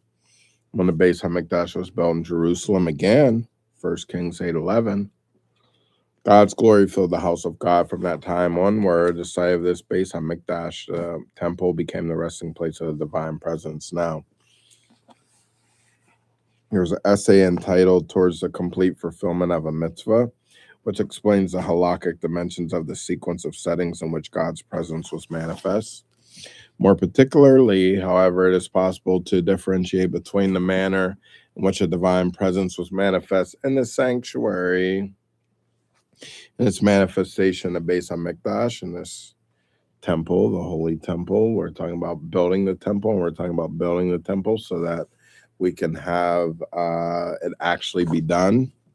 Although there is no change in God himself, there is a difference between the nature of manifestation of his presence in these locations, the difference being the extent to which the physical nature of this site was nullified, and hence the extent to which it serves as a medium to reveal God's presence. The difference between a temporary dwelling and a permanent home. So to explain, the sanctuary served as a temporary dwelling for God, as written in 1 Shmuel 7:6. Samuel. And I, God, have sojourned in a tent and a tabernacle. The site of this Beis HaMikdash, the third temple, I guess, the holy temple, by contrast, is the permanent dwelling place for the divine presence, as it is written in the book of Psalms, 132nd chapter, 14th verse. And Rambam brings it out in Hilchos Beis Habakara 1:3. This is my resting place forever. Among the corollaries to this concept is the following. Although the ground became sanctified at the time when the sanctuary was located in a particular place, as is evident from the book of Bamidbar, which is Numbers, 5th chapter, 17th verse, the priest shall take earth from the floor of the sanctuary. The earth of the sanctuary was considered part of the structure as a whole. After the sanctuary was relocated, no vestige of holiness remained in its previous location in regard to the Beis HaMikdash. By contrast, the nature of the physical site was changed from the time of its construction onward. Even after the Beis HaMikdash was destroyed, the site remains the resting place for God's presence. In Hilko's Beis HaBakera 6:16, why do I say that the original consecration sanctified the Beis HaMikdash in Jerusalem for eternity? Because the sanctity of the Beis HaMikdash in Jerusalem stems from the divine presence, and the divine presence can never be nullified, okay? Now, in Chassidic thought and Torah Or, this distinction explains as follows. The revelation within the sanctuary reflected the descent of God's presence until it rested within our material world. As this revelation radiated downward, it reflected the infinite power of God's light.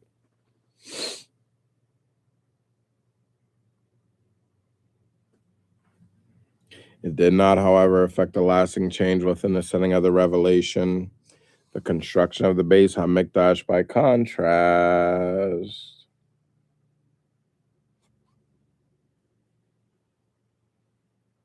reflected the transformation of a portion of the world itself into a dwelling for God. Here, the emphasis was not on the revelation of godliness from above, but on how the truth of existence of every entity in this world is godliness. Thus, the Beis HaMikdash represented the ultimate expression of our efforts to refine our material environment and to elevate it to a state of holiness. Now, the difference between the sanctuary and the Beis HaMikdash is reflected in the nature of the materials used for these two structures. The roof of the sanctuary was made from animal hides, its walls from wool, and its sockets and floor from inanimate matter. Thus, it reflected how godly light extended downward through the different forms of existence, animal, plant, and animate matter that make up our world. In the Beis HaMikdash, the entire structure was built from stone and animate matter. More particularly, some structural supports were from wood, but the entire external structure was from stone. As we learn, the high priest chamber and the transformation of the material into a dwelling for God is most clearly expressed when the lowest form of existence, inanimate matter, is involved. Now, two levels of refinement within the latter concept itself. There are two different levels which correspond to the differences between the first and second Beis HaMikdash. To explain by means of analogy, there are two types of thinkers: one whose thinking process has been developed by a teacher, and another who achieves success through his own independent efforts. Even in the first instance, a person is capable of thinking creatively and understanding concepts which he has not heard explicitly from his teacher. Nevertheless, his conceptual thrust originates in the teachings of his mentor, thanks God. We learn in Parshas Todos, Lakutei Sikos, Volume 10, which explains the praise, the Mishnahs, and Perkei Avos, 2nd chapter, 19th verse, gives to Eliezer ben Arak that he was a fountain that flows with ever-increasing strength. This implies that he was able to develop new ideas on his own initiative. Nevertheless, although he possesses this potential, he was still a student of Rabbi Yochanan ben Zakkai, for his thinking process had been shaped by his master. Now, the second individual, by contrast, developed his thought processes without such guidance. Although the second individual has made greater use of his powers of achievement, the first individual nevertheless possesses a clear advantage, for the guidance of his mentor has endowed him with greater clarity and direction. To see these principles reflected in the analog, the first Beis HaMikdash possessed a far greater degree of divine revelation than the second Beis HaMikdash, according to Yoma 21b. For example, in the first Beis HaMikdash, the Holy Ark, which contained the tablets of the Ten Commandments, was present in the Holy of Holies, as we learn, a buried treasure, and the Urim V'Tumim would answer with prophetic vision. What were the Urim Tumim? Thus, although the first Beis HaMikdash reflected a transformation of the material aspects of the world as mentioned above, it was also associated with divine revelation. Like to refer back to the analogy, a student who proceeds independently but who relies on the guidance of his teacher. God help us. The second Beis HaMikdash lacks the aspect of revelation that characterized the first Beis HaMikdash. It did, however, reflect the transformation of the material aspects of the world into a dwelling for God to a greater degree. To refer back to the analogy, a student who achieves success through his own independent efforts. This dimension is highlighted by our sage's interpretation and Bava Basra 3a of the verse in Chagai 2:9. The glory of this latter house, I guess Haggai, will be greater than the first house, is referring to the second Beis HaMikdash, which was greater in time and in space. It's saying that the first Beis HaMikdash stood only 410 years, while the second stood for 420, and the first Beis HaMikdash was only 30 cubits high, and the second was 100 cubits high. Then the first Beis HaMikdash, for time and space are the coordinates that determine the nature of existence within our material soul. This dimension is also reflected in the fact that the construction of the Beis HaMikdash was ordered by Kairesh, king of the Persia, a Gentile. This indicates that the world itself, as it exists within its own framework, desired that a sanctuary be constructed for God. Parallels our divine service. The relationship between these three phases of divine revelation, the sanctuary, the first Beis HaMikdash, and the second Beis HaMikdash can be compared to the relationship between three modes of our divine service: Torah study, the performance of mitzvos, the turning to God, and teshuvah, which we really wanted to get to the mimer and teshuvah today, but we were not able to. But with God's help, we'll pick up at teshuvah through the week if we have an opportunity to be able to learn. As all of us said, we have a lot of work that is before us. May we be able to have a beautiful work and a beautiful week, and may we be glorified.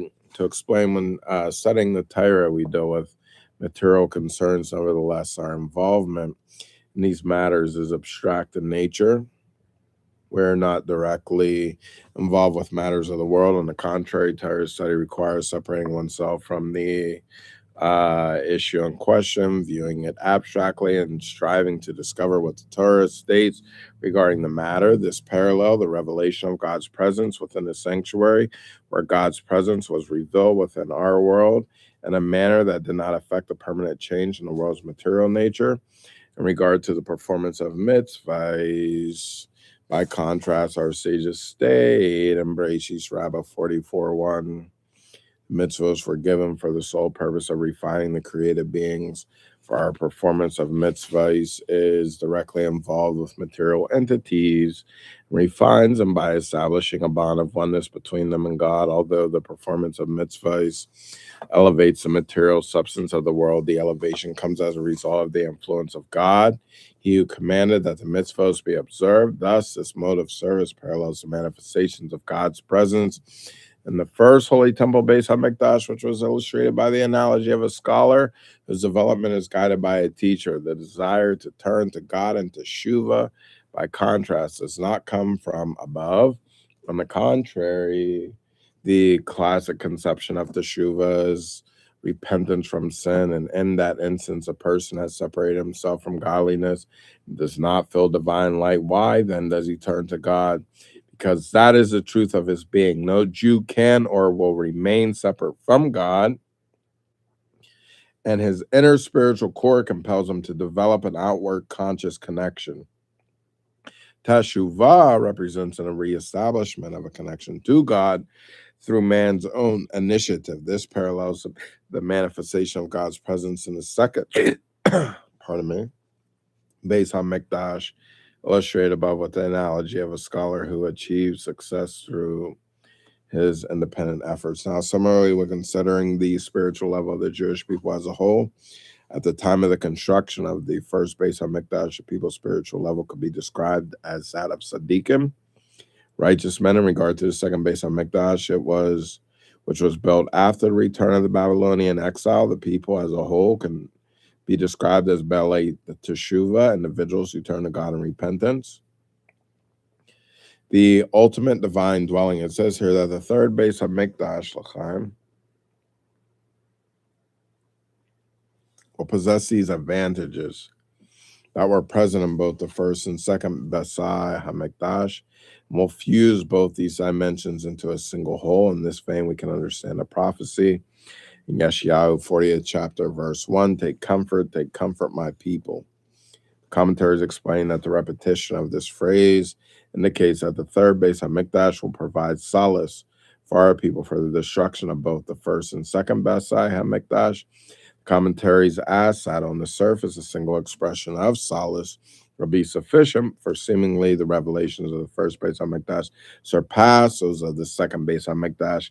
Based on the explanation above that the second Beis HaMikdash possessed a dimension in which it surpassed the first Beis HaMikdash, it is fitting that the third Beis HaMikdash contain a separate aspect of comfort for it. Amen.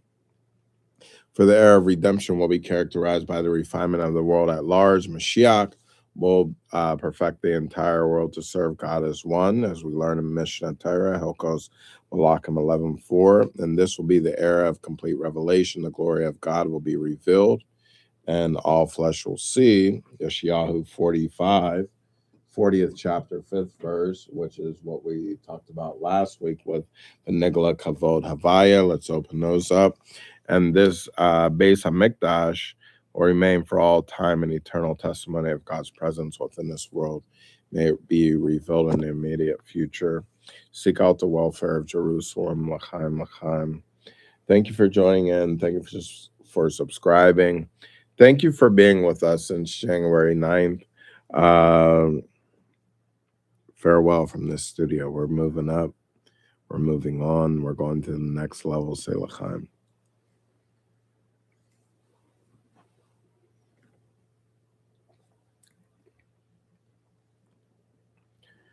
Have peace that surpasses all understanding. Have blessing in your life that's open. Know that we're here for you. 602-338-0129. Whether you send or you don't. If you need assistance, guidance, prayer, whatever that you need, please call, text, email yisroelphx@gmail.com. We're here to serve you. Help us make our mission complete. We love you. Until we meet again, God be with you and make his countenance shine upon you. May the words of my mouth and the meditation of my heart be acceptable for you, Lord, my strength and my Redeemer.